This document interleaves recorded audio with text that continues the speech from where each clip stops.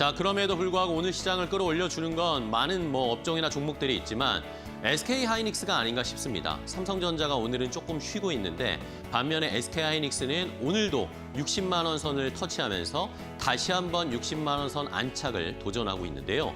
자, SK하이닉스에 대한 평가들이 계속 좋게 나오고 있습니다. 개인 투자자들은 SK하이닉스에 대한 믿음이 더 커지고 있고요. 저 하나하나 조건들이 SK하이닉스에게 유리한 상황으로 펼쳐지고 있습니다. 앵커 브리핑을 통해서 SK하이닉스를 오늘 자세하게 분석해 보도록 하겠습니다. 자, SK하이닉스에 대한 믿음, 시청자 여러분들은 어떠신가요? 많은 개인 투자자분들이 SK하이닉스 그냥 떨어지면 사야 된다라고 지금 거의 대부분 믿고 계신 것 같습니다. 주가가 그대로 반영을 해주고 있고요. 수급 상황을 봐도 개인 투자자들은 지금 SK하이닉스를 열심히 담고 있습니다. 60만 원이어도 담고요. 50만 원 초반이어도 담고요. 50만 원 중반 지금 가격에서도 담고 있습니다. 계속 담고 있는 최근의 수급. SK하이닉스를 최근에 어쨌든 어제 그제 시장이 흔들리고 조정을 받았을 때 외국인들이 꽤나 많이 팔았습니다. 1조 6천억 원 4일날 SK하이닉스 외국인이 현물 팔았고요. 1조 2천억 원, 어제는 1조 2,500억 원 넘게 외국인이 매도를 했습니다. 그러니까 이번 주에 어제 그제만 해도 거의 3조 가까이 외국인들이 매도를 쳤는데 반면에 우리 개인 투자자들은 보십시오. 4일날 1조 5천억 원 넘게 샀고요. 어제도 거의 7천억 원 가까이 매수를 했습니다. 이러면서 합계 어제 그제 2조 2천억 원 넘게 매수를 하면서 외국인들이 던진 것들을 거의 대부분 개인 투자자들이 받아갔습니다. 자, 왜 그럴까요? SK하이닉스에 대한 믿음이 이제 점점 커지고 있기 때문입니다. 그전에 외국인들이 SK하이닉스를 주가를 끌어올렸다면 이제는 그 하방을 개인 투자자들이 지켜주고 있고 그리고 지금도 여전히 사고 싶어하는 욕망이나 욕구가 들끓고 있기 때문입니다. 자, 다음 페이지를 볼까요? 자, 오늘도 SK하이닉스의 좋은 이야기들이 좀 나왔습니다. 어제 물론 뉴스가 나오긴 했는데 이제 SK하이닉스의 HBM4 가격을 인상한다라는 그런 이야기가 나왔습니다. 압도적인 기술로 HBM 시장을 거의 평정하고 있는 상황이기 때문에 이제는 SK하이닉스가 오히려 갑의 역할을 하게 된다라는 것입니다. 그러면서 가격 결정권을 SK하이닉스가 HBM4 관련해서는 이제 주도권을 잡게 됐다라는 거죠. 자, 엔비디아의 젠슨 황 CEO가 우리나라에 왔을 때 삼성의 이재용 회장과 정의선 회장은 치맥 회동을 가졌지만 SK하이닉스 최태원 회장과는 따로 독대를 하면서 이야기를 나눴습니다. 왜 그럴까요? 물론 삼성전자, 현대차는 엔비디아가 필요한 상황이죠. 그러니까 같이 치맥도 먹고 이야기도 하고 사진도 찍고 했겠지만 SK 최태원 회장 입장에서는 젠스랑 CEO와 이제 거의 동등한 수준의 논의를 할 수 있는 사람이 됐습니다. 그런 회사가 됐다라는 거죠.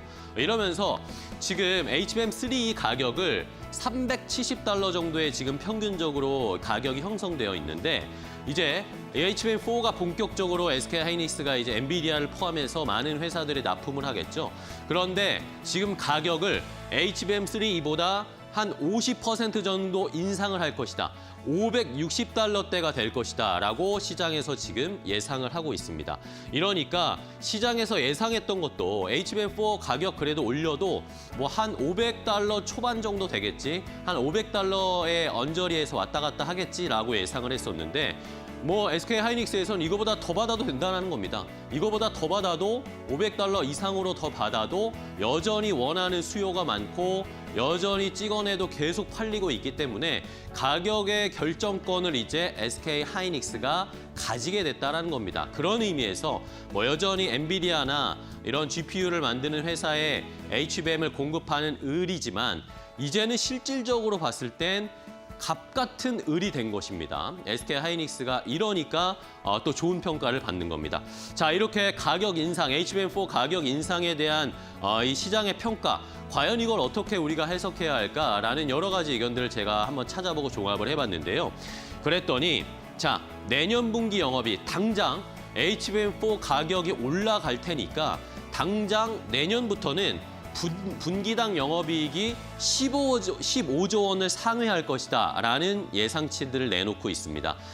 지난 3분기 때 SK하이닉스 영업이익이 11조가 좀 넘게 나왔잖아요. 근데 이제 내년 1분기부터는 1분기부터 무조건 15조 원 이상 나올 것이다. 그러면 곱하기 4에서 내년 예상치를 적어도 생각해봐도 일단 기본적으로 내년에 SK하이닉스의 영업이익은 60조가 넘을 거다라는 겁니다. 뭐 일각에서는 80조 이야기 나오고 90조 이야기까지 나오죠. 그것은 이제 추가적으로 얼마나 더 공급을 할 수 있는지 여력으로 아마 달라질 것 같습니다. 어쨌든 실적이 굉장히 개선될 것이다. 그게 HBM4가 견인할 것이다 라는 의미였고요. 그다음에 AI 반도체의 핵심이라고 할 수 있는 이 GPU에 들어가는 HBM의 가치가 이제는 시장에서 재평가되는 것이다. HBM도 더 비싼 돈을 주고도 사고 싶어도 못 사는 상황이 됐다라는 것을 또 어떤 쪽에서는 이야기를 하더라고요. 그리고 이 메모리 반도체 기업의 수익성 구조를 이제는 근본적으로 좀 개선해야 된다.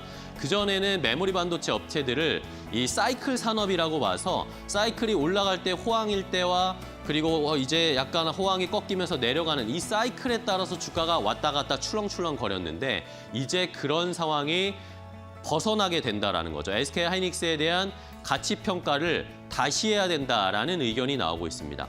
자연스럽게 다음 페이지 넘어가면요. 자, 그런 의미에서 이제 SK하이닉스의 주가를 평가를 할 때는 PBR이 아니라 PER로, 퍼로 평가를 해야 된다라는 그런 이야기가 얼마 전에도 나왔죠. 이 SK증권에서도 SK하이닉스 목표가 100만 원을 잡으면서 이런 이야기를 했습니다.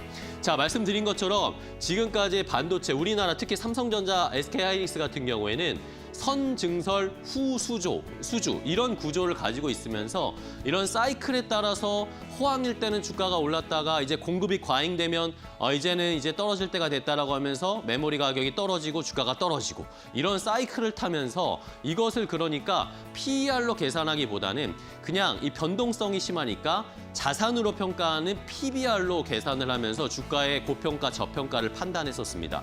그런데 자, 당장 SK하이닉스가 얘기했죠. 내년에 이미 주문이 다 끝났다. 이미 계약이 다 끝났다라고 다 팔았다. 완료된 상태다라고 얘기를 했습니다. 그러면 SK하이닉스는 어떻습니까? 초과 공급에 대한 걱정이 사라지게 되는 겁니다. 그러면서 이제는 PBR이 아니라 PER로 SK하이닉스의 주가를 평가하자라는 그런 의견. 자, 그러면서 제가 경쟁사라고 할 수 있는 다른 반도체 업체들의 PER, 12개월 선행 PER을 한번 쫙 체크를 해봤습니다. 자, 보이시죠? 삼성전자, SK하이닉스가 7배, 8배 정도가 되고요. 삼성전자가 10배가 조금 넘습니다. 그런데 마이크론 테크놀로지보다 삼성전자, SK하이닉스가 훨씬 더 잘하잖아요. 근데 마이크론 테크놀로지가 15배, 16배 선행 PER 나오고 있고요. TSMC가 25배, 엔비디아가 34배 정도가 됩니다. 자, 삼성전자도 물론 저평가되어 있지만 SK하이닉스는 극히 더 저평가되어 있다. 아직도 여전히 저평가되어 있다라는 그런 의견들 때문에 아무래도 개인 투자자분들이 SK하이닉스에 강한 믿음을 주고 계신 것 같습니다. 자, SK하이닉스 이제 앞으로 또다시 가치평가, 재평가 어떻게 이루어지면서 주가가 올라가게 될지 시청자 여러분들도 주목해 보시기 바랍니다. 앵커 브리핑이었습니다.